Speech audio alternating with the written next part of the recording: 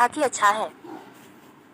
फिर परमेश्वर ने कहा, हम मनुष्य को अपने स्वरूप के अनुसार अपनी समानता में बनाएं, और वे समुद्र की मछलियों और आकाश के पक्षियों और घरेलू पशुओं और सारी पृथ्वी पर और सब रेंगने वाले जंतुओं पर जो पृथ्वी पर रेंगते हैं अधिकार रखें।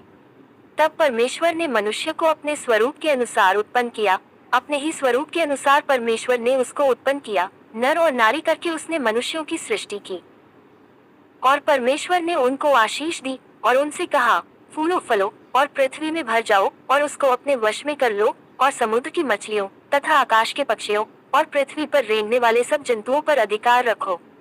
फिर परमेश्वर ने उनसे कहा, सुनो, जितने बीज वाले छोटे छोटे पेड़ सारी पृथ्वी के ऊपर हैं और जितने वृक्षों में बीज वाले फल होते हैं, वे सब मैंने तुमको दिए हैं, वे तुम्हारे भोजन के लिए हैं। और जितने पृथ्वी के पशु और आकाश के पक्षी और पृथ्वी पर रेंगने वाले जंतु हैं, जिनमें जीवन के प्राण हैं, उन सब के खाने के लिए मैंने सब हरे हरे छोटे पेड़ दिए हैं। और वैसा ही हो गया। तब परमेश्वर ने जो कुछ बनाया था सबको देखा, तो क्या देखा कि वह बहुत ही अच्छा है। तथा सांझ हुई फिर भोर हुआ। इस प्रकार छठवां दिन हो गया।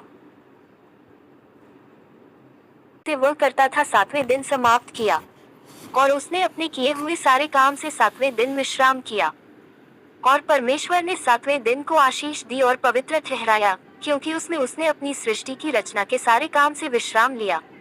आकाश और पृथ्वी की उत्पत्ति का वृतांत यह है कि जब वे उत्पन्न हुए, अर्थात जिस दिन यहोवा परमेश्वर, और न मैदान का कोई छोटा पेड़ उगा था, क्योंकि यहोवा परमेश्वर ने पृथ्वी पर जल नहीं बरसाया था और भूमि पर खेती करने के लिए मनुष्य भी नहीं था।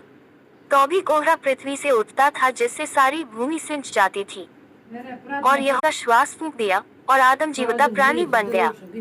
और यहोवा परमेश्वर ने पूर्व की ओर अदन देश में एक वाटिका लगाई और वहां आदम को, जिसे उसने रचा था, रख दिया। और यहोवा परमेश्वर ने भूमि से सब भांति के वृक्ष, जो देखने में मनोहर और जिनके फल खाने में अच्छे हैं, उगाए, और वाटिका के बीच में जीवन के वृक्ष को और भले या बुरे के ज्ञान के वृक्ष को भी लगाया। और उस वाटिका को सींचने के लिए एक महानदी को आशीष दी और पवित्र ठहराया, क्योंकि उसमें उसने अपनी सृष्टि की रचना के सारे काम से विश्राम लिया। आकाश और पृथ्वी की उत्पत्ति का वृतांत यह है कि जब वे उत्पन्न हुए, अर्थात जिस दिन यहोवा परमेश्वर ने पृथ्वी और आकाश को बनाया, तब मैदान का कोई पौधा भूमि पर न था और न मैदान का कोई छोटा पेड़ उगा था, क्योंकि यहोवा परमेश्वर ने पृथ्वी पर जल नहीं बरसाया था और भूमि पर खेती करने के लिए मनुष्य भी नहीं था। तो भी कोहरा पृथ्वी से उठता था, जिससे सारी भूमि सिंच जाती थी। और यहोवा परमेश्वर ने आदम को भूमि की मिट्टी से रचा और उसके नथनों में जीवन का श्वास फूंक दिया और आदम जीवता प्राणी बन गया। और यहोवा परमेश्वर ने पूर्व की ओर